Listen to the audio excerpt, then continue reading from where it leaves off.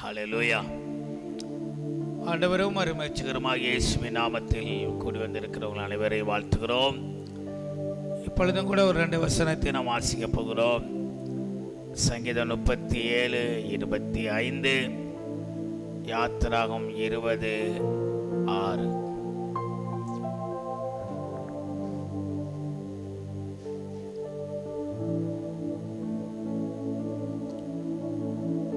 சங்கீதம் 37:25, யாத்திராகம் 20:6.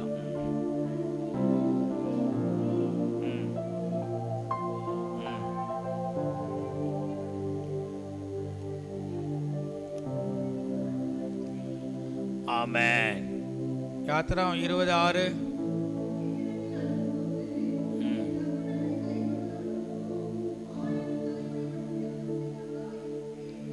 நல்ல ஆண்டவரே, இந்த 15வது வார தேவன் விரும்பும் குடும்பம் என்ற இந்த பைபிள் ஸ்டடியை கர்த்தர் ஆசீர்வதிக்கும்படி நாங்கள் ஜெபிக்கிறோம். உம்முடைய கரத்திலே அர்ப்பணிக்கிறோம். இயேசுவின் நாமத்தில் பிதாவே, ஆமென். நாம இன்னைக்கு என்ன பார்க்க போறோம்னா, குடும்பம் வழியாய் தேவன் எப்படி தலைமுறைகளை ஆசீர்வதிக்கிறார் அப்படிங்கிற காரியத்தை, குடும்பம் வழியாய் தான் தலைமுறைக்கு ஆசீர்வாதங்கள் என்ற தலைப்பில், தேவன் விரும்பும் குடும்பத்தில் ஒரு தலைப்பில் நம்ம தியானிக்க போகிறோம். கர்த்தர் நல்லவர். அதுக்கு ஆதாரமாய் ஒரு வசனத்தில் வாசித்தோம். நான் இளைஞனாய் இருந்தேன், முதிர் வயது உள்ளவனானேன், ஆனாலும் நீதிமான் கைவிடப்பட்டதையும் அவன் சந்ததி அப்பத்துக்கு இறந்து திரிகிறதையும் நான் காணவில்லை.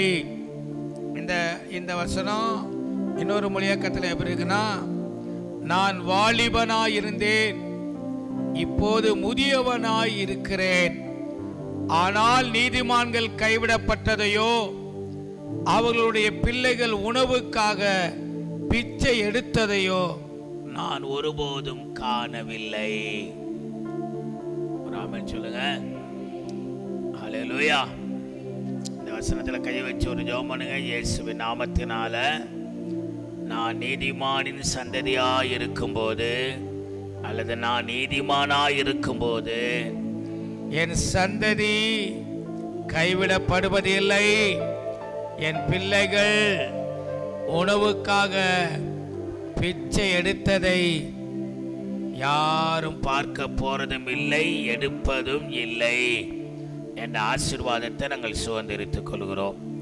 ஆமென். நல்லா கவனிங்க. யாத்திரா 20:6 என்ன சொல்லுது? என்னிடத்தில் அன்பு கூர்ந்து என் கற்பனைகளை யாரெல்லாம் கை கொள்றாங்களோ அவங்க ஒரு தலைமுறை 2 தலைமுறை இல்ல, 1000 தலைமுறையை கர்த்தர் ஆசீர்வதிக்கிறார். நம்ம பைபிள் ஸ்டடி ஆரம்பத்தில் முகவுரையில் பார்க்கும்போது ஒரு தலைப்பு பார்த்தோம். ஞாபகம் இருக்கா அவங்களுக்கு? என்ன தலைப்பு பார்த்தோம்? ஞாபகம் இருக்கா? அதெல்லாம் இருந்தால் நாங்கள் எப்படி இருக்கிறோம்?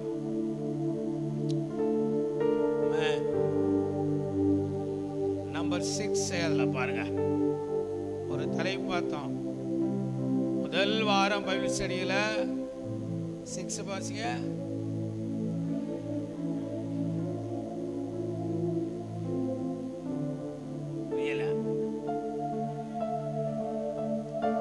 குடும்பம் வழியாதான் தலைமுறைக்குள் ஆசீர்வாதம், சாபம், வியாதி, ஆவிகள் கடத்தப்படுகிறது என்பது கூட.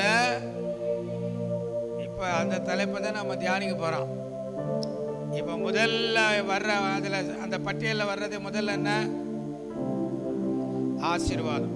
அந்த அந்த ஆசீர்வாதம், அந்த முதல் தலைப்பை இன்னைக்கு தியானிக்க போறோம். அடுத்த வாரம் அந்த பட்டியலில் வர்ற அடுத்த தலைப்பு என்ன? சாபம், வியாதி, ஆவிகள். ஆமென். இன்னைக்கு நம்ம ஸ்டார்ட் பண்ணும்போது ஆசீர்வாதத்தில் ஸ்டார்ட் பண்ணுவோம், முடிக்கும் போது அசுத்தாவில முடிப்போம். ஹல்லேலூயா. அதுவும் தெரியணும்ல. ஓகே, நம்ம பைபிள் ஸ்டடி போவோம். ஒரு குடும்பத்தின் வழியாய் ஆண்டவர் எவ்வளவு ஆசீர்வதிக்கிறார் அப்படிங்கிற காரியத்தை நம்ம 7 காரியத்தை நம்ம தியானிக்க போகிறோம். ஆண்டவர் குடும்பங்கள் வழியாய் தலைமுறைகளை எப்படி ஆசீர்வதிக்கிறார் அப்படின்னு சொல்லி நம்ம பார்க்க போகிறோம். 7 வகையான ஆசீர்வாதங்கள். தலைப்பில் இருக்கிறங்க 7 வகையான ஆசீர்வாதங்கள்.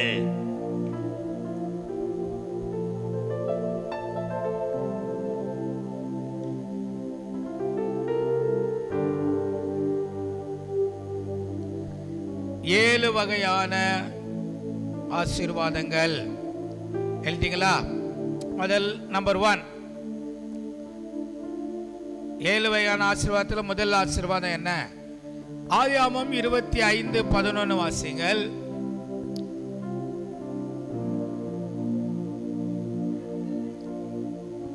மரித்த பின் தேவன் குமாரனாகிய ஈசாக்கை ஆசீர்வதித்தார். லகாய்ரோயி என்னும் துறவுக்கு சமீபமாய் ஈசாக்கு குடியிருந்தான்.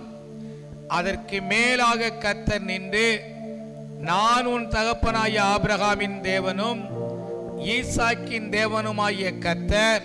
இது ஆதியாகமம் 28:13 இருக்கு. நீ படுத்திருக்கிற பூமியை உனக்கும் உன் சந்ததிக்கும் தருவேன். 25:11, 28:13. ஆமென். 7 வகையான ஆசீர்வாதத்தில் குடும்பங்களுக்குள்ள அல்லது குடும்பத்தின் வழியாய் தேவன் தருகிற முதல் ஆசீர்வாதம் என்ன தெரியுமா? ஆபிரகாம் மரித்த பின் தேவன் ஈசாக்கை தெரிந்து கொண்டார். அல்லேலூயா. இது ஒரு முக்கியமான ஆசீர்வாதங்க. நம்ம காலத்துக்கு பின்னால நம்முடைய தலைமுறை கர்த்தரை தொழுது கொள்ள வேண்டும்.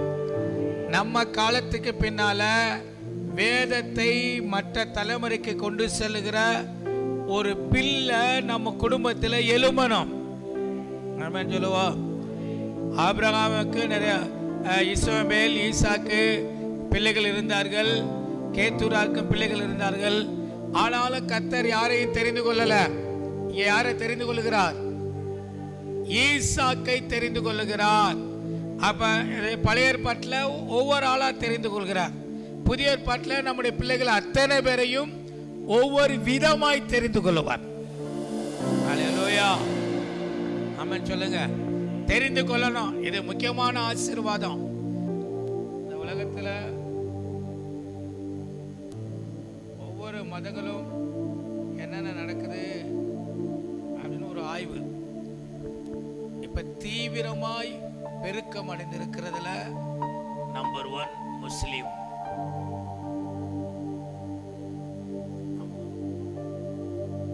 உலகத்தில் இருக்கிற ஆய்வுல அதை விட அதிர்ச்சியான சம்பவம், 140 கோடி பேர் நாஸ்திகர்களாய் மாறி இருக்கிறார்கள்.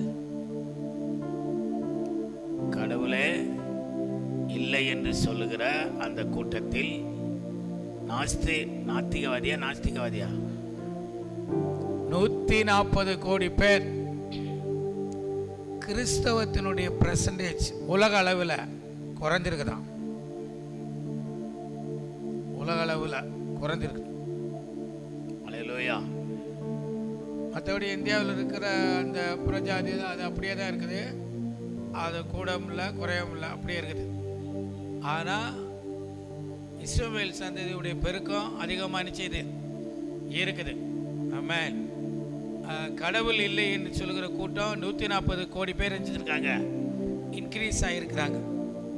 இப்படி ஒரு ஆய்வு ஒரு பேப்பரில் படித்தேன். அதை நான் எடுத்து வச்சேன். எங்கே இருக்குன்னு தெரியல. இன்னொரு நாளைக்கு நான் அதை தேடி கண்டுபிடிச்சி உங்கள்கிட்ட வாசிக்கணும். எவ்வளோ அதிர்ச்சியான சம்பவம். இதுக்கெல்லாம் காரணம் என்னன்னா, தேவ பிள்ளைகள் தேவ ஜனங்கள் அடுத்த ஜெனரேஷனுக்கு நாம் சுவிசேஷத்தை கொண்டு போவது இல்லை. அடுத்த தலைமுறைய நம்ம ஆத்துமாதயம் பண்ணுவது இல்லை. நம்ம குடும்பத்திலே எந்திரிக்கலே பிள்ளைங்க. நீங்க நல்லா நடவடிக்கையா இருக்கும் போதே அவங்க செபிக்கிறவங்களாய், பிள்ளைகள் ஆராதிக்கிற பிள்ளைகளாய், கர்த்தர் மாத்திரம் தான் தெய்வம்னு வைராக்கியமோடு இருக்கிற பிள்ளைகளா இப்ப உருவாக்கலைன்னா திடீர்னு மண்டையை போட்டா அதுக்கு பின்னால் அந்த பிள்ளை கர்த்தரை தொழுது கொள்ளுமா? இந்த ஜாரு மாதிரி சின்ன சின்ன பிள்ளைகளா இருக்கிறத வச்சுலாம் நீ கணக்கிடக்கூடாது. ஆமா, அதெல்லாம் கணக்கிடவே முடியாது. வாலிபனா இருக்கும்போது அவங்க எடுக்கிற டிசிஷன் தான். அப்படிப்பட்ட அந்த ஸ்டேஜில் கர்த்தர் தான் தெய்வம் அப்படின்னு உறுதியாக நிற்கிற ஆளுங்க ஆயுசு முழுவதும் நிற்கும். ஹல்லேலூயா, ஆமென். அதனால நீங்கள் சின்ன பிள்ளையா இருக்கும்போது அவங்க வைராக்கியமாக பிள்ளைகள் ஜெபிக்கணும், பைபிள் படிக்கணும், நல்லது. அதுதானே நமக்கு முதல்ல விதை போடுறான். 5 விளையாதது நிச்சயாது, 50 விளையாது. ஆமென். அதனால நீ வந்து முதிர் வயதில் விடாதிருப்பான் அப்படிங்கிறதுக்கு முன்னால் என்ன வார்த்தை வருது? பிள்ளையானவனே நடக்க வேண்டிய வழியில நடத்த அவன் முதிர் வயதில் விடாதிருப்பான். நடத்துங்க, ரொம்ப சந்தோஷம். ஆனா இதை வச்சு நம்ம ஏமாந்துடக்கூடாது. வாலிப காலத்தில் வரும்போது எந்த அளவுக்கு வைராக்கியமா இருக்கிறார்களோ அந்த அளவுக்கு தான் நம்ம தலைமுறை சூப்பரா இருக்கும். அல்லேலூயா. காலையில் ஆதியா 37 வாசிட்டு இருந்தேன். அது எனக்கு ரொம்ப தொட்டுச்சு. யோசேப்பு குறித்து என்னதுன்னா, யோசேப்பு 17 வயதிலே ஆடுகளை மேய்க்கிறவனாய் இருந்தார். அப்படின்னா 17 வயசுல ஒரு சபையை மேய்க்கிற திறமை யோசேப்புக்கு இருந்தது. யோசேப்பு ஒரு நல்ல மேய்ப்பன். இப்ப சபையை கொடுத்தா நடத்திடுவோமா? ஆனா யோசேப்பு 17 வயதிலே ஆடுகளை மேய்க்கிறவனாய் இருந்தார். எனக்கு ரொம்ப தொட்டது. சகோதரருடனே கூட ஆடுகளை மேய்க்கிறவனாய் இருந்தார். அந்த சகோதரி யார் தெரியுமா? அவங்க இந்த பில்கால் சில்பாலுடைய பிள்ளைகள். காத்து, ஆசேர், செபுலோன், தான். இந்த 4 பேரும் ரொம்ப துன்மார்க்கர்கள் போல. அதனால அவங்களோட கூட இருந்து அவங்க துன்மார்க்கத்தை தகப்பனிடத்தில் சொல்லி வருவான். இருக்குதா? இருக்கா இல்லையா? ஒரு 17 வயசு சின்ன பையன் ஒரு மந்தையை மேய்க்கிற அளவுக்கு கெப்பாசிட்டின்னா நம்ம பிள்ளைகிட்ட ஒரு சபையை 17 வயசு பையன் கொடுத்தா மேய்ச்சிடுவாங்களா? யோசிச்சுப்பாரு. அவன் முதல்ல நம்ம குடும்பத்துக்கு முதல் ஆசீர்வாதம் என்னன்னா, நம்ம காலத்துக்கு பின்னால கர்த்தர் பிள்ளைகளை தெரிந்து கொள்ள வேண்டும். ஆமென். ஜொலிக்கிறவர்களாய் ஆசீர்வதிக்கப்பட்டவர்களாய் தெரிந்து கொள்ளணும். ஆண்டவர் யாக்கோபுட்ட சொல்றாரு, அந்த ஏனிக்கு மேலாக நின்று, நான் உன் தகப்பனாகிய ஆபிரகாமின் தேவன், ஈசாக்கின் தேவனாகிய கர்த்தர், நீ படுத்திருக்கிற பூமி உனக்கு உன் சந்ததிக்கும். அப்ப ஆண்டவர் நினைச்சாரு, ஆபிரகாம் பின்னால ஈசாக்கை தெரிந்து கொள்கிறார், ஈசாக்கு பின்னால யார் தெரிந்து கொள்றாரு? யாக்கோபை தெரிந்து கொள்கிறார். அல்லேலூயா, அல்லேலூயா சொல்லுங்க. ஆண்டவர் நம்முடைய சந்ததிகளை தெரிந்து கொள்ளணும். இது இருக்கிறதுல நம்பர் 1 ஆசீர்வாதம். வீடு, வாசல், ஆஸ்தி, அந்தஸ்து, காரு, பங்களா அதெல்லாம் அழிஞ்சு போயிருங்க. அழியாது. இதுதான் என் பிள்ளைகள், உன் பிள்ளைகள் சத்தியத்தில் நடக்கிறார்கள் என்று கேள்விப்படுகிற சந்தோஷத்தை காட்டிலும் வேற சந்தோஷம் எனக்கு இல்லைன்னு சொல்றார். எப்படில நம்ம சந்தோஷம் இருக்கணும்? ஆமென். கர்த்தரை தொழுது கொள்ளுகிற, கர்த்தரை ஆராதிக்கிற ஒருத்தர் எங்களை பார்க்கும் போதெல்லாம் இதான் சொல்லுவார், அண்ணாதுரை தம்பி, அண்ணாரு பேர் சொல்லக்கூடாது, தம்பி, அப்போஸ்தலர், தீர்க்கதரிசி, மேய்ப்பர், போதகர், சுவிசேஷகர், எல்லாரும் நல்லா இருக்காங்களா? 3 பிள்ளைகளுக்கு ஒரு பேர் வச்சிருக்காரு. அப்போஸ்தலர், போதகர், தீர்க்கதரிசி, மேய்ப்பர். எங்க 5 பேருக்கு 5 அழைப்பை சொல்லி தான் கூடுவார். அல்லேலூயா. அது மாதிரில இருக்கணும். ஆமென் சொல்லுவோம். ஆண்டவருக்கு மகிமை உண்டாகட்டும். அதற்கு நான் நேற்று சொன்னேன், இந்த மாதிரி ஜான பயில்கள் அழைச்சி சேர்த்து சந்தோஷம், பிள்ளைகள் ஏழு மட்டும் அப்படி ரொம்ப மகிழ்ச்சியா இருந்தார். அல்லேலூயா. கர்த்தரால நம்பர் 2, 2வது விஷயம், 2 தீமோத்தேயு 1:5.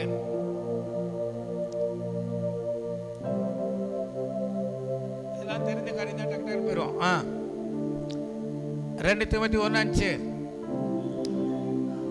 அந்த விசுவாசம் லோவிசாலுக்குள்ளும் நிலைத்திருந்தது. அல்லேலூயா. தலைமுறை வரியா வர்ற ஆசீர்வாதத்தை தான் நம்ம தியானிச்சுக்கிட்டு இருக்கிறோம். ஆமென். அதுல முதல் ஆசீர்வாதம், நம்ம காலத்துக்கு பின்னால நம்ம பிள்ளைகளை தெரிந்து கொள்ளுகிறார். ஊழியரா தெரிந்து கொள்ளலாம், அப்போஸ்தலரா தெரிந்து கொள்ளலாம், தீர்க்கதரிசியா தெரிந்து கொள்ளலாம், போதகரா தெரிந்து கொள்ளலாம், மூப்பரா தெரிந்து கொள்ளலாம், பொறுப்பாளர்களா தெரிந்து கொள்ளலாம், உதவிக்கார ஊழியர்களாய் தெரிந்து கொள்ளலாம், ஜெப வீரர்களாய் வீராங்கனைகளாய் தெரிந்து கொள்ளலாம், இல்லைன்னா சபையை கட்டி கொடுக்கிற பொருளாதாரத்தை தாங்குற பிள்ளைகளை அவங்க நினைச்சலாம் தெரிந்து கொள்ளலாம். எப்படியோ ஏதோ ஒரு விதத்தில் கர்த்தர் நம்முடைய பிள்ளைகளை தெரிந்து கொண்டே ஆகணும். அவர் ரெடியாக தான் இருக்கிறார், அது ஒன்றும் பிரச்சனை இல்லை. ஆனால் நம்ம நீதிமான் தகப்பனா இருக்கணும், தாயா இருக்கணும், நம்ம நீதிமாட்டியா இருக்கணும். ஆமென் சொல்லுவோம். கண்டிஷன் என்ன? நம்ம முதல்ல வாச்சோம், நீதிமானுடைய பிள்ளைகள் போட்டிருக்கா, துன்மார்க்கனுடைய பிள்ளைகள் போட்டிருக்கா? சொல்லுங்க. தாவீது சொல்றார், அப்பா நான் என் வாலிபனா இருந்தேன், இப்போ எனக்கு வயசும் முதிர்ந்த வயசாயிடுச்சு, ஆனால் ஒன்றும் உலகத்தில் கண்டுபிடிச்சப்பா, நீதிமானுடைய அந்த சந்ததி தலைமுறை கைவிடப்பட்டதுன்னு நான் பார்க்கல. சாப்பாட்டுக்காக எங்கேயாவது தட்டை கட்டி திரிஞ்சதுன்னா கவனிங்க. ஒரு விஷயம், நீங்கள் சொத்து சேர்த்து வைக்கிற வைங்க, அது ஒன்றும் பிரச்சனை இல்லை. ஆமா, ஒருவேளை இந்த பூமியில் ஒன்றுமே சேர்த்து வைக்காட்டினாலும் நீங்கள் நீதிமாட்டியாய் வாழ்ந்தால் உங்க பிள்ளைக்கு சோறு கிடைக்கும். ஹல்லேலூயா. ஆமென் சொல்லுங்க. சரி, ரெண்டாவது விஷயம், ஆண்டவர் நமக்குள் இருக்கிற அல்லது நம்முடைய தாய் தகப்பனாகிய நமக்குள் இருக்கிற அபிஷேகத்தை தலைமுறைக்குள் கடத்துகிறார். விசுவாசம் என்பது ஒரு ஆவிங்க. ஆவினா வேற ஆவி இல்லை, பரிசுத்த ஆவியானுடைய கிரியைகள். ஆமென். இந்த விசுவாச அபிஷேகம், ஸ்தேவான், இது அப்போஸ்தலர் 6 வாசிக்கிறோம்ல, ஸ்தேவான் வல்லமையினாலும் விசுவாசத்தினாலும் நிறைந்தவனாய். ஆமென். விசுவாச ஆவி உடையவர்களாகிய நாங்கள் விசுவாசத்தை பேசுகிறோம் பவுல் சொன்னார்ல. அப்ப விசுவாசம் என்பது ஒரு அபிஷேகத்தினுடைய ஒரு கிரியை. அதை முதல்ல யாருக்குள்ள இருந்துச்சா? பாட்டி லோவிக் சாலுக்குள்ள இருந்துச்சா? அடுத்து யாருக்குள்ள இருந்துச்சா? அதுக்கடுத்து அவ மக தீமேத்துடைய அம்மா லோவிசாலுடைய மக பாட்டி லோவிசால் மகளுக்குள்ள கடத்திட்டா. மக இப்ப யாருக்குள்ள கொடுத்துட்டா? பாருங்க, மூணாவது தலைமுறையில் இந்த அபிஷேகம் டிரான்ஸ்ஃபர் ஆகுது. ஆமா, லோவிசாலுக்குள்ள இருந்தது பக்கத்தில் கைப்பிடிச்சுங்க, நமக்குள்ள இருக்கிறது நம்ம பிள்ளைக்குள்ள போகும், நம்ம பிள்ளைக்குள்ள இருக்கிறது நம்ம பேரம்பேத்துக்குள்ள போகும், நம்ம பேரம்பேத்துக்குள்ள இருக்கிறது அடுத்து வர்ற தலைமுறைக்கு. என்ன முறை? கொல்லு பேர. வெரி குட், வாழ்க்கையில செம்மையா சொன்னீங்க. கொல்லு பேர பேத்துக்குள்ள போகும், அடுத்த தலைமுறைக்கு என்ன பேரு? லொல்லு. அல்லேலூயா. நீங்க விரும்புறீங்களா? அபிஷேகம் கடத்தப்படணுமா? தலைமுறைக்குள்ள இருந்து வர்ற ஆசீர்வாதங்கள் வராமே நிச்சயமா கர்த்தர் செய்வார். செய்வாரா செய்ய மாட்டாரா? எங்க ஒரு வியாதியே கடத்தப்படுதுன்னா சொல்றாங்களே, கேன்சர் வந்துருச்சு, சுகர் வந்துருச்சு அப்படின்னா என்ன டாக்டர் முதல்ல என்ன கேட்கிறா தெரியுமா? சுகர்னு போன உடனே, ஆஸ்துமான்னு போன உடனே முதல்ல உங்க அப்பா அம்மாவுக்குள்ள இருந்துச்சு அந்த முதல் கேள்வியே. இந்த மரபணுக்குள்ள இருந்து என்ன செய்யுது? வருது. அல்லேலூயா. அது இன்னொரு அது ஒரு கிளாஸ் இருக்குது. எப்படி வருது, எதன் வழியாய் வருகிறது, எந்த ஒவ்வொரு இப்ப நீங்க சர்ச்சுக்குள்ள எப்படி வந்தீங்க? சென்னைக்குள்ள பூந்தா வாசல் வழியா. அப்ப சர்ச்சுக்குள்ள வரணும்னா ஒரு பாதை வேணும், அந்த பாதை வழியா தான் வர முடியும். அப்ப நம்ம இருதயங்கிற வீட்டுக்குள்ள வியாதியோ ஆவிகளோ சாபமோ வரணும்னா அதுக்கு ஒரு வேணும், பாதை வேணும். அது எந்தெந்த பாதைன்னு சொல்லி இனி ஒரு நாட்கள பார்க்க போறோம். இன்னைக்கு பார்க்கறது ஃபுல்லா ஆசீர்வாதங்கள், நம்ம தலைமுறைக்குள் வருகிற ஆசீர்வாதங்கள். அல்லேலூயா. இந்த தலைமுறைக்குள் இருக்கிற அபிஷேகம். ஃபாதர் ஜெபிக்கும் போதே பாருங்க, அவர் ஜெபிக்கும் போதே என் மேல இருக்கிற அபிஷேகம் பல மடங்கு பிள்ளைக்குள்ள வரட்டும் சொல்றாங்களே, சொல்லலையா? அப்போ ஒரு தாய்க்குள்ள இருக்கிற அபிஷேகம் மகனுக்குள்ள பிள்ளைகளுக்குள்ள கடத்தப்படும். 2. மூணாவது விஷயம், வாசிங்க ஆத்திரா 17:10. யாத்திராகம் 17:10. யாத்திரா 31:2-5.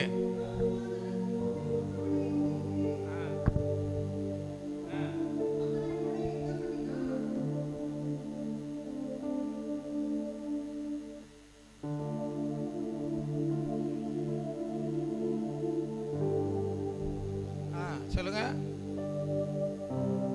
வாசிங்க.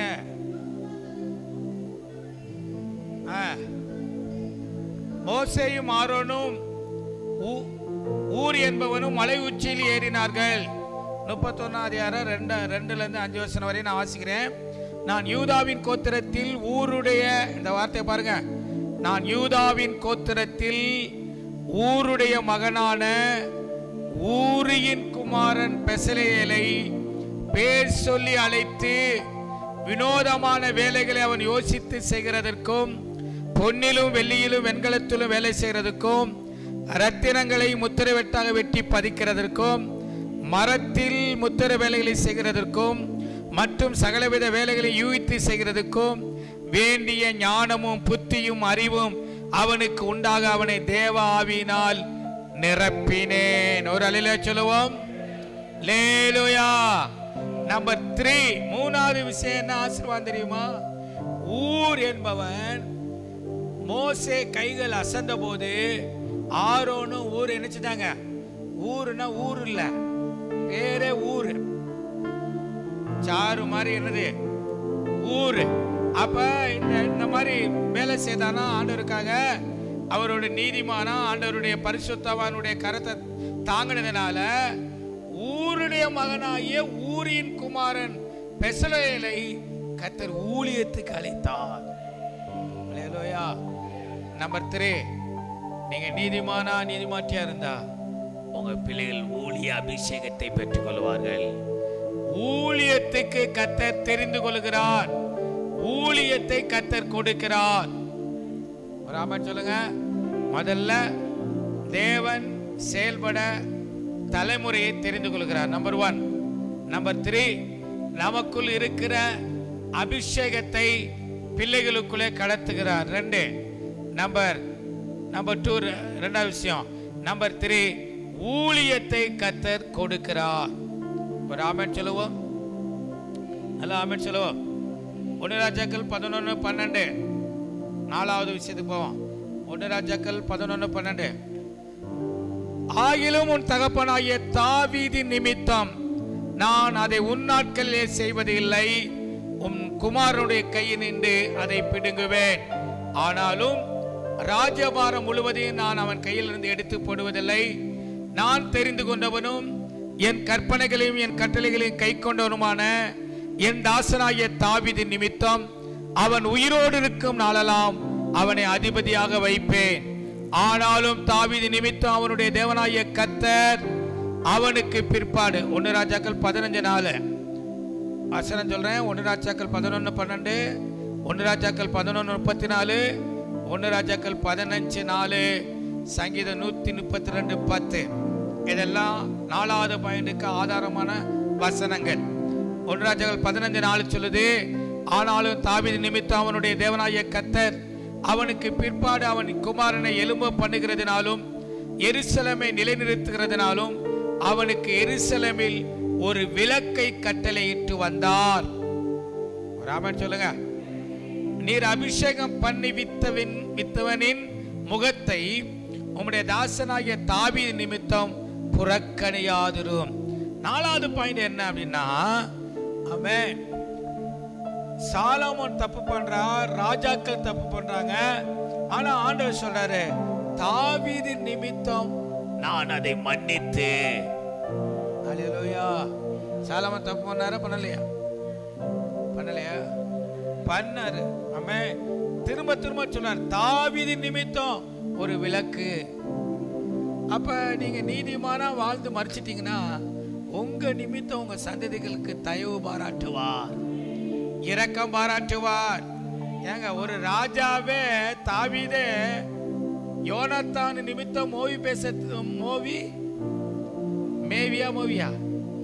மேவி போசேத்துக்கு இரக்கம் செய்தார்.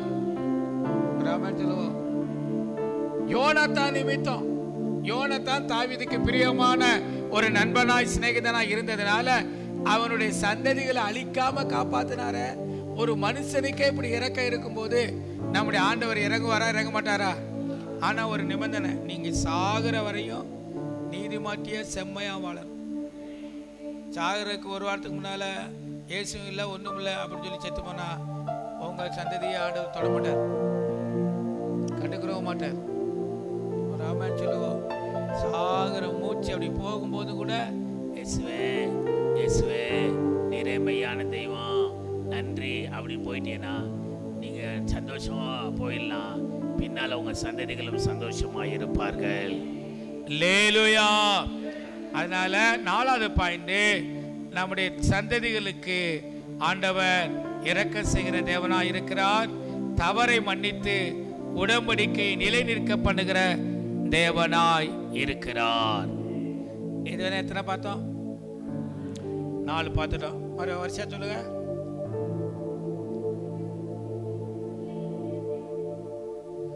நம்முடைய பிள்ளைகளை தேவன் தெரிந்து கொள்கிறார்.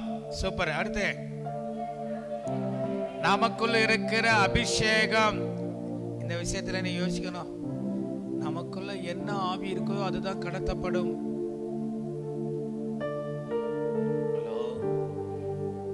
நமக்குள்ள நல்ல ஆவி இருந்தால்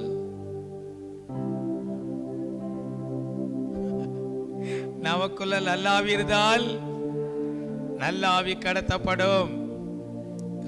கடத்திட்டு போறதில்ல, டிரான்ஸ்ஃபர் பண்ணப்படும். நமக்குள்ள கெட்ட ஆவி இருந்தால்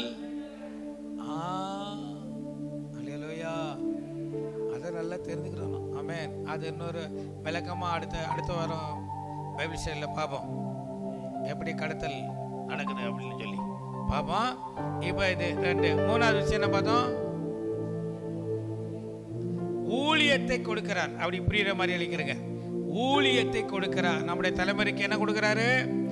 ஊழியத்தை கொடுக்கிறார். 4வது, நம் நிமித்தம் இரக்கம் செய்கிறார். அதான் உங்களுக்கு புரியும். உடம்படிக்கை எழுதுனா உங்களுக்கு புரியாது. நம் நிமித்தம் நம்முடைய சந்ததிகளுக்கு இறங்குகிறார். எவ்வளோ 4-5 வசனம் சொன்னேன், 4 வசனம் சொன்னேன். எக்ஸாம்பிளா தாவீது யோனத்தான் கூட போட்டுக்கிறங்க. யோனத்தான் நிமித்தம் தாவீது அவங்க சந்ததிகளுக்கு இறங்கினார். 5வது விஷயம், ஆமென். 1 ராஜாக்கள் 15:11-14 வரை. 1 ராஜாக்கள் 15ஆம் அதிகாரம் 11-14 வரை எழுதிட்டீங்களா? அவர் சொன்னாங்க, ஏப்பா நீங்க வசனம் சொல்லும் போது திருப்பி 2 தடவையாவது சொல்லுங்கப்பா, கேட்க மாட்டேங்குது. ஆன்லைன்ல பாக்குறவங்க அல்லேலூயா. அதனால 1 ராஜாக்கள் 15:11-14 வரை என்னோட சேர்ந்து வாசிகள். ஆசா கர்த்தரின் பார்வைக்கு செம்மையானதை செய்தான். அவன் இலச்சையான புரட்சிக்கார தேசத்திலிருந்து அகற்றி தன் பிதாக்கள் உண்டு பண்ண நரகலான விக்கிரகங்களால் விலக்கி தோப்பிலே அருவருப்பான விக்கிரத்தை உண்டு பண்ண தன் தாயாகிய மாகாளையும் ராஜாத்தியாயிராதபடிக்கு விலக்கி விட்டான். அவளுடைய விக்கிரத்தையும் ஆசா நிர்மலமாக்கி கிதுரோன் ஆற்றண்டையிலே சுட்டரித்து போட்டான். மேடைகளோ தற்கப்படவில்லை. ஆனாலும் ஆசா உயிரிழந்த நாளெல்லாம் அவன் இருதயம் கர்த்தரோடே உத்தமமாயிருந்தது. அல்லேலூயா. தகப்பனுக்குள் இருக்கிற நல்ல குணங்கள் கடத்தப்படுகிறது. நமக்குள் இருக்கிற நல்ல குணங்கள் பிள்ளைகளுக்குள்ளே கடத்தப்படுகிறது. நீங்க நல்லா உற்று பார்த்தீங்கன்னா நம்ம குணம் பிள்ளைகளுக்குள்ள இருக்காம இருக்காது. 2 குணமும் இருக்கும். நல்ல குணமும் இருக்கும், கெட்ட குணமும் இருக்கும்.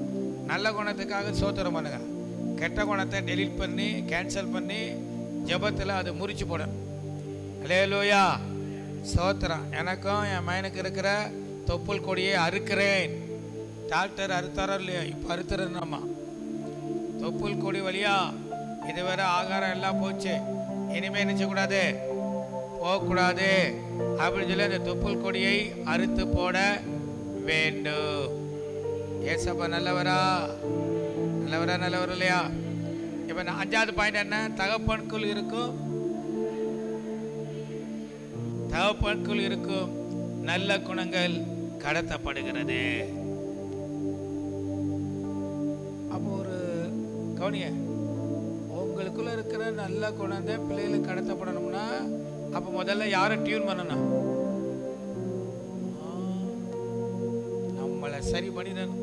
ஆமா, என்னண்ணே, நமக்குள்ள இருக்கிற குழந்தை பிள்ளைகளுக்கு கடத்தப்படுதுன்னா நம்மளை சரி பண்ணிடணும். சரி பண்ணிட்டா அந்த குணத்தை தான் ஆண்டவர் டிரான்ஸ்ஃபர் பண்ணுவார். ஆமாம், அதை தெரிந்து கொள்ளுங்கள். இந்த தகப்பனாகிய தாவீதுக்குள்ள இருந்த அந்த குணம் அதன் வழியில் அந்த தலைமுறையில் வந்த ஆசாவுக்குள் கடத்தப்பட்டது. எப்படி தாவீது செம்மையானதை செய்தாலோ அதுபோல ஆசாவும் கர்த்தருடைய பார்வைக்கு செம்மையானதை செய்தான். ஆமென். இது வரைக்கும் புரிஞ்சா? இன்னும் ரெண்டு மட்டும் சொல்லி முடிப்போம். ஆமென். இன்னும் 2 நீதிமொழி. இது ஆட்டோமேட்டிக்கா நமக்கு டிரான்ஸ்ஃபர் ஆகிறது. ஆமென். ஏன்னா தகப்பட்ட இருந்தால் தான் அது டிரான்ஸ்ஃபர் ஆகும், இல்லைன்னா ஆகாது.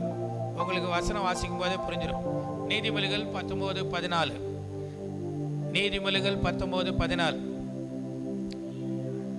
வீடும் ஆஸ்தியும் பிதாக்கள் வைக்கும் சுதந்திரம். சரி, அது போதும். இப்ப நமக்கு பைபிள் ஸ்டடிக்கு அதான் மேல இருக்க வரிதான். வீடும் ஆஸ்தியும் பிதாக்கள் வைக்கும் சுதந்திரம். வீடும் பாருமனனுக்கு வீடே இல்லை. ஏன்னா பிதாக்கிட்ட என்ன இல்லை? கொச்சிக்க முடியல. அவ அப்பாட்ட அப்பா அம்மா வீடு வைக்கல.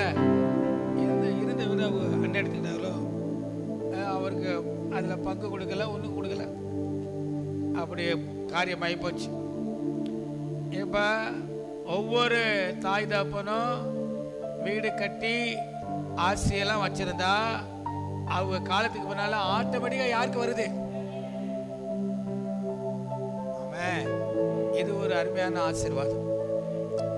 தாவீது உயிரோடு இருக்கும்போது தங்கம், வெள்ளி, இரும்பு, வெண்கலம் டன் கணக்கா சேர்த்து வச்சுட்டான்.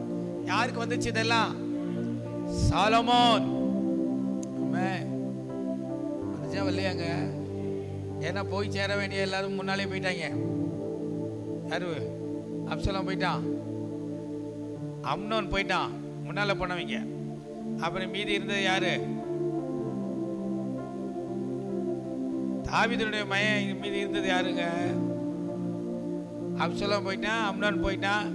அதுக்கு அடுத்து இருந்தது யாருன்னு கேட்குறேன். இப்போதானே சொன்னேன். அதோரி திட்டுற மாதிரி சொல்லிட்டு இருக்கேன். அதோனியா.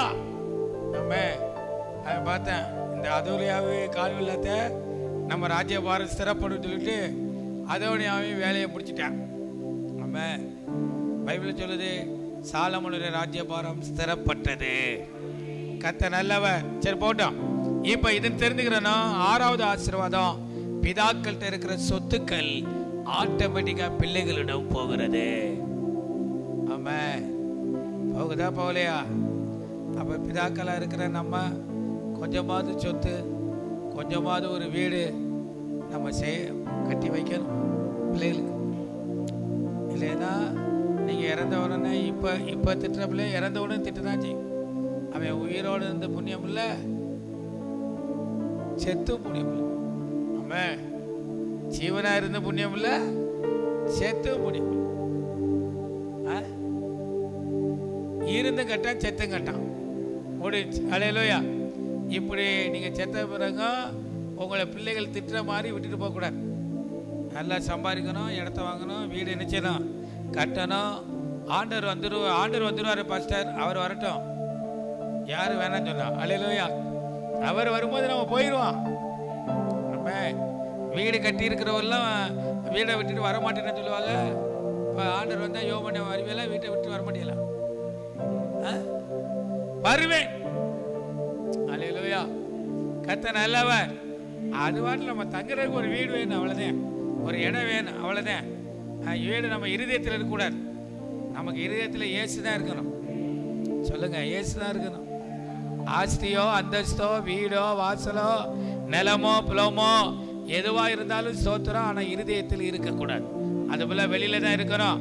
அவர் பிதாக்கள் இந்த காரியத்தில் கவனமாக இருந்தால் நம்ம பிள்ளைகளுக்கு அது ஆசீர்வாதம் போய் சேரும். சேருமா சேராதா? காலை பாருங்க, காலை மகள் பேர் என்ன? காலை மகள் அக்ஸாலா.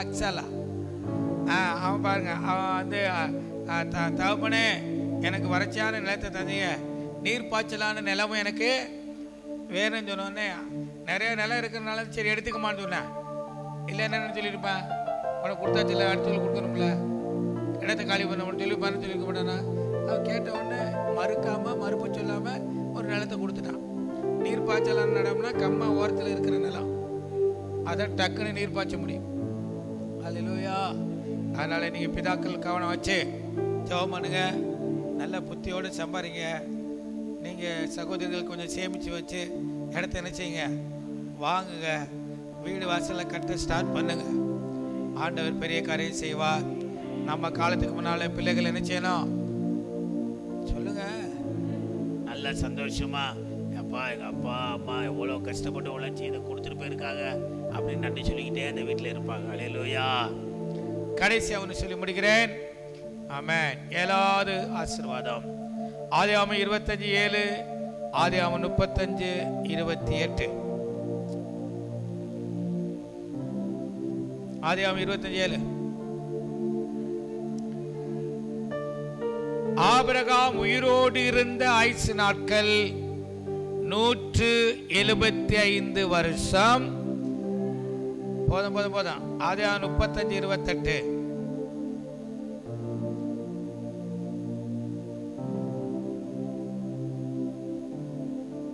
ஆதியாகமம் 35:28. ஈசாக்கு விருத்தாப்பியமும் பூரண ஆயுசுமுள்ளவனாகி 180 வருஷம் ஜீவித்திருந்து. அவ அப்பா எத்தனை வருஷம், அவ மையம் எத்தனை வருஷம் நல்லா சொல்லுங்க. அடுத்து யாக்கோவுன்னு சொல்லாரு. யாக்கோவு என்ன சொல்றாருன்னா, பார்வோன்னு சொல்றாரு, என்னுடைய ஆயுசு நாட்கள் பரதேசிகளாய் சஞ்சரித்தேன், பிதாக்களின் வயசுக்கு எட்டவில்லை. அதுல இருந்து என்ன அர்த்தம்? ஒவ்வொரு குழந்தையும் பிதாவுடைய ஆயுசு நாட்களுக்கு எட்டணும். இல்ல பிதா வந்து 20ல் மண்டையை போட்டாரு அதுக்கு எட்டணும் இல்லை. நல்ல தீர்க்காயுச 7வது பாயிண்ட் தகப்பன்றது இந்த ஆசீர்வாதம் வருது. தீர்க்காயுசு. ஒரு ஆமென் சொல்லுங்க, நல்ல ஆமென் சொல்லுங்க. அல்லேலூயா. எங்க அப்பா 80 வயசுல 83 வயசுல 90 வயசுல மரித்தாருன்னா நீங்களும் அந்த நாட்கள் ஆயுசு நாட்கள் எட்டுவீங்க. ஆண்டவர் பிதாக்கிட்ட இந்த ஆசீர்வாதத்தை தருகிறார். ஆபிரகாம் 175, இவர் ஈசாக்கு எத்தனை 180. இப்படி வரிசையாய் இந்த ஆயுசு நாட்களை கூட்டி தருகிற தேவனாய், தலைமுறைக்கு தருகிற தேவனாய் இருக்கிறார். 7 பாயிண்ட் விறுவிறு சொல்லுங்க, ஜெபம் முடிப்போம். நம்பர் 1, 7 வகையான ஆசீர்வாதங்களை. முதல்ல ஆசீர்வாதம், நம்முடைய தலைமுறையை பிள்ளைகளை கர்த்தர் தெரிந்து கொள்கிறார். ஏன் தெரிந்து கொள்கிறார்?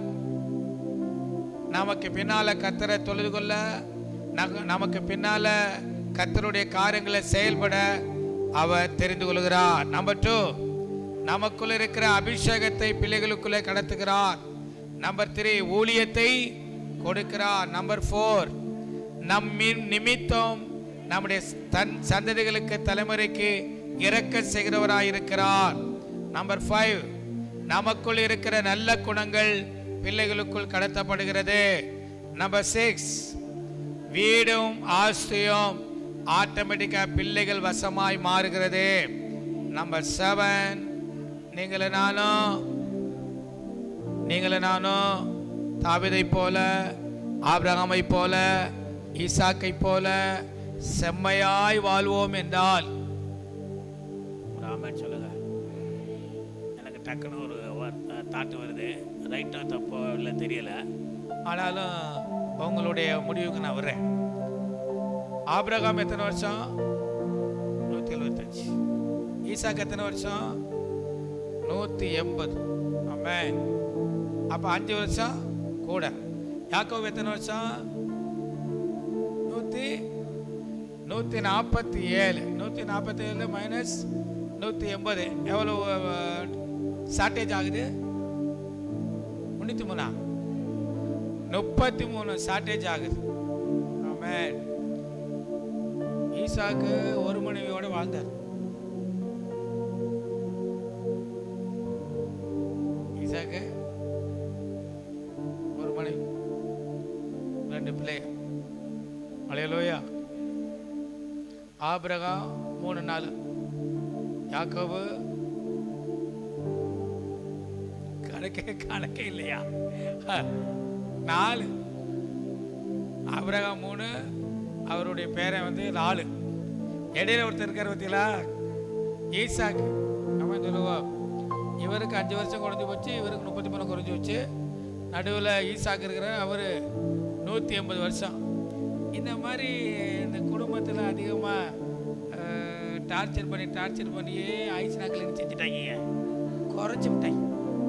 அல்லேலூயா. ஆபிரகாம் 5 வருஷம் குறைச்சி விட்டாங்க, யாக்கோவுக்கு 33 வருஷம் குறைச்சி விட்டாங்க. ஈசாக்கு ரெபேக்காள் வட்டுதே. அல்லேலூயா. சோத்திரம் சமாளித்து 180 வரை கிளம்பிட்டார் அவர். கர்த்தர் நல்லவர். இது எனக்கு வந்த வெளிப்பாடு, ரைட்டோ தப்போ தெரியல. ஆனாலும் ஒரு அனுபவமாக சொல்கிறேன். இருக்கலாம், டார்ச்சர் பண்ண அழுத்தம் கூட ஆயுசு நாட்கள் குறையுதுல, குறையலாங்க. அல்லேலூயா. அதனால இவ கல்ல மூடி ஜெபம். உங்க கணவருக்கு ஆமென், உங்களுக்கு தீர்க்காயுசு உண்டாகட்டும். நீங்க ஒரு 90 வயசு வரை வாழ்ந்தீங்கன்னா உங்க பிள்ளைகள் ஒரு 95 செஞ்சுரி அடிக்கட்டும், 100 அடிக்கட்டும். ஆமென் சொல்லுவோம். அல்லேலூயா. ஆண்டவர் அப்படிப்பட்ட ஆசீர்வாதத்தை உங்களுக்கு எனக்கு தருவார். அப்ப இடையெல்லாம் விட்டுக்கிட்டு போகுதே பாஸ்டர், அதுதான் ஏன் விட்டுட்டு போகுது? அடுத்த வாரம் இடையில மண்டையை போட்டுறாங்க, 50ல் போயிடுறாங்க, 60ல் போயிடுறாங்க, 45ல் போயிடுறாங்க, 23, 33 எப்படிலாம் போயிடுறாங்களே, என்ன காரணம்? அதுக்கு நம்ம பார்க்க போறோம். ஆமென் சொல்லுவோம். ஜெபமா. நல்ல ஆண்டவரே, இந்த அருமையான மாலை வேளையில உம்முடைய சன்னிதானத்தில் எங்களை தாழ்த்துகிறோம், அர்ப்பணிக்கிறோம். இன்னைக்கு தலைமுறைகள் எப்படி ஆசீர்வதிக்கப்படுகிறது என்று சொல்லி எங்களுக்கு கற்றுக் கொடுத்த பாடத்துக்காய் நன்றி. தேவன் விரும்பும் குடும்பத்தில் தலைமுறைகள் எப்படி ஆசீர்வதிக்கப்படுகிறது சொல்லிக் கொடுத்ததுக்காய் நன்றி. கர்த்தாவே, இது எங்களுக்குள்ள கேட்கிறது மாத்திரமல்ல, ஆவியில் ஆழமாய் பதியட்டும். வாழ்க்கை இயேசுவின் நாமத்தில் செம்மையாய் வாழ உதவி செய்யும். இயேசுவின் நாமத்தில் பிதாவே. என் ஆத்துமாவே கர்த்தரை ஸ்தோத்திரி, என் முழுமே பரிசுத்த நாமத்தை ஸ்தோத்திரி. என் ஆத்துமாவே கர்த்தரை ஸ்தோத்திரி, கர்த்தர் செய்த சகலன் மேல் ஒரு போதும் மறவாதே. ஆமென்.